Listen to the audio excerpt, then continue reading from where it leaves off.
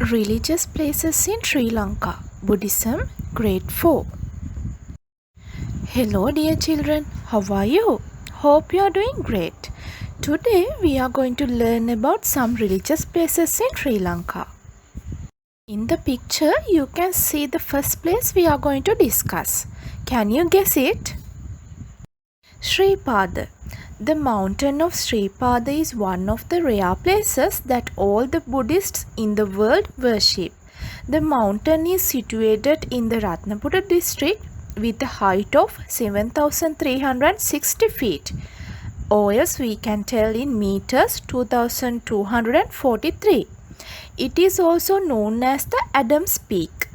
The Buddha visited Kalaniya in Sri Lanka after 8 years from enlightenment on an invitation made by Naga king Maniakkika. It was during the third visit of the Buddha to Sri Lanka he visited Sri Pada on an invitation by Sumana Saman, the guardian deity of Samanthakota. It is believed that he placed his footprint on the Samanala Kanda, which is now known as Sri Pada. This footprint has 108 auspicious marks. Hindus believe that it is God Shiva's footprint. Christians and Muslims also visit Sri Pada, bringing religious amity.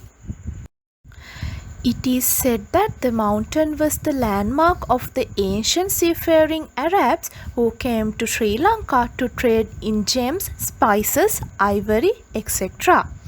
And they, having sighted the conical mountain miles offshore, prayed to God for having brought them safely to the island. It had been covered by the forest and later was discovered by King Nisankamalla.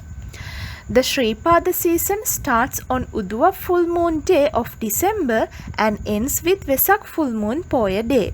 Generally, it takes about 5 to 6 hours to climb up to the top. Have you ever seen this beautiful sight, children? It is called Irasevaya, the sunrise over the sea. During this season, many shops pop up on the way to the mountain top, offering all the sorts of food and refreshments.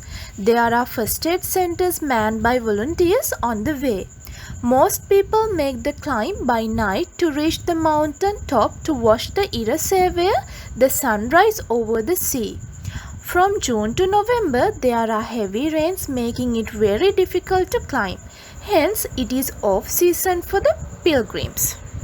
Now we are going to talk about Nagadeepa Purana Vehera. In the picture you can see that.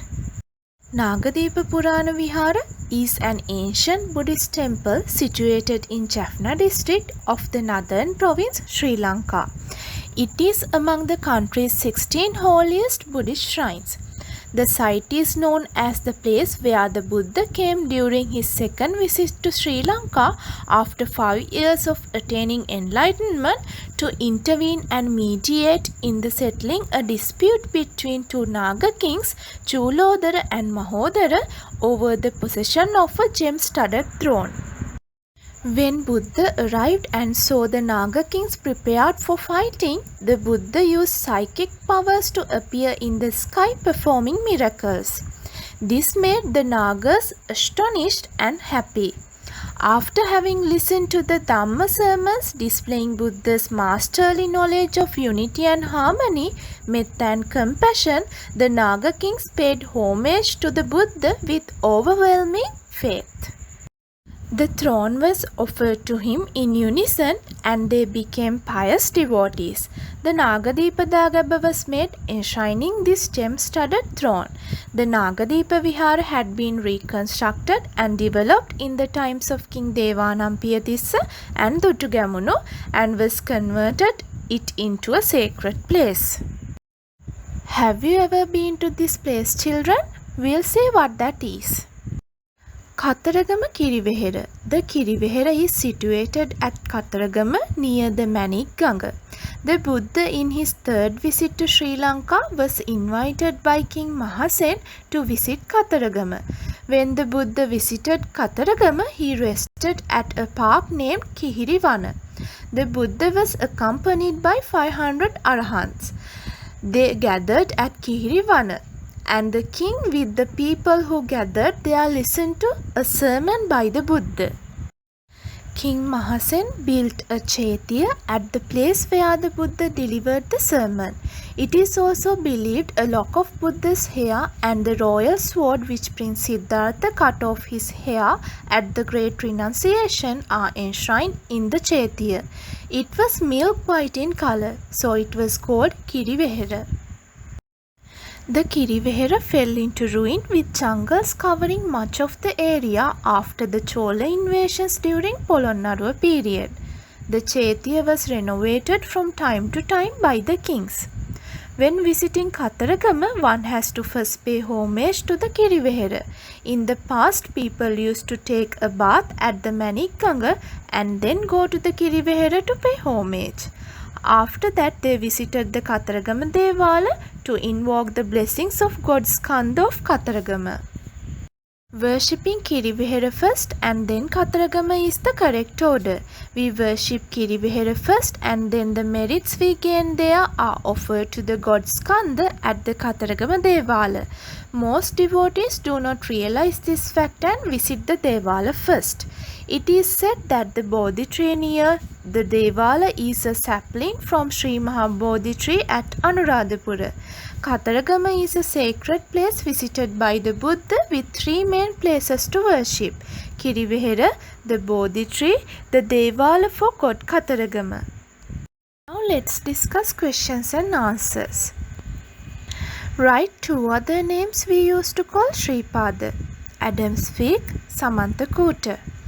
Second, what is the season Buddhists visit Sripada? Udua full moon day of December to Vesak full moon Poya day. Third, why did the Buddha visit Nagadeepa? Who invited the Buddha? To settle the fight between Naga kings Chulodara and Mahodara over a gem-studded throne. Fourth, who reconstructed Nagadeepa later on? King Devanampiyathissa and King Dutugamunu. Fifth one, where is Kiri Vehera situated? At Kataragama. Sixth, who invited the Buddha to visit Kataragama? King Mahasen. Seventh, why was Kiri Vehera given that name? It was given that name because it is milky white in color. Activity: find out about the stanzas recited by the pilgrims when climbing the Sripada mountain. Find out the gathas recited to worship the Sripada and Kataragama. Find out about the special events that take place in Sripada and Kataragama. That is all from me today, children. Please download the student note and do the relevant exercises and draw a picture related to this lesson. Have a great day.